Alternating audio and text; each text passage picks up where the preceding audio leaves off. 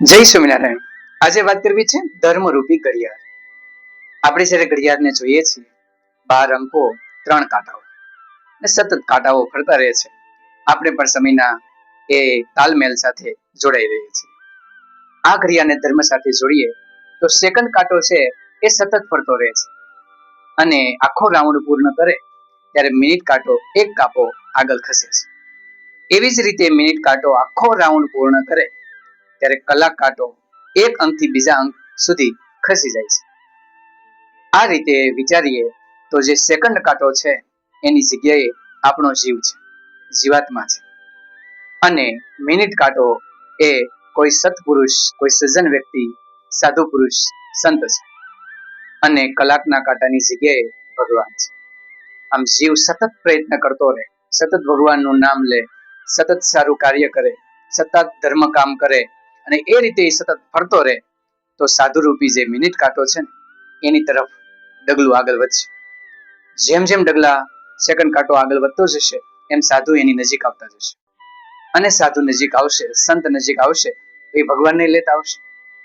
એક રાઉન્ડ પૂર્ણ કરશે એટલે એક અંક આખા ભગવાન ખસી જશે અને એ પણ આપણી નજીક આવતા જશે. અંતે જ્યારે ત્રણેય કાંટા ભેગા થશે, જીવ, સંત અને ભગવાન, ત્યારે જીવાત્માનું કલ્યાણ થશે, જીવાત્મા એકદમ ખુશ થશે.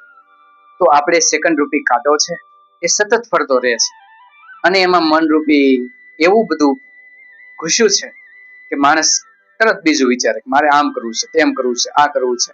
હજી તું નાનો છું, હજી ક્યાં ભગવાનનું નામ લેવા જેવું છે. બસ કમાઓ, ખાઓ, પીવો, મજા કરો, બસ આજ કરે જાઓ.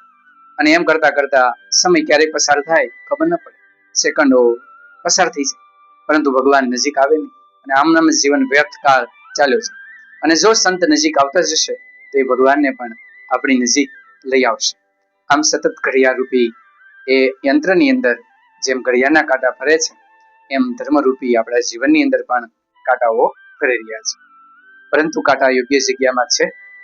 જો ઘડિયાળમાં સેલ ગયો હોય, કાંટો ફરે ખરો પણ મૂળ જગ્યાએ પરત આવી જાય, આગળ જાય મૂળ જગ્યાએ આવે, આગળ જાય મૂળ જગ્યાએ આવે. એને કારણે છે કે સંત પણ નજીક નથી આવતા અને ભગવાન પણ નજીક આવતા નથી અને આમ જ જીવન પૂર્ણ થઈ જાય અને માણસ ફરી વખત એ યોનિઓની અંદર ઘૂમતો થઈ જાય.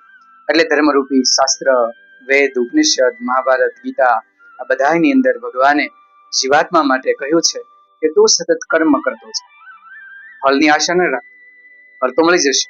તું પ્રયત્ન કરતો જા, સેકન્ડ કાંટો છે તારા હાથમાં, ચલાવતો જા, ઓટોમેટિક સંત અને ભગવાન તારા નજીક આવતા જશે.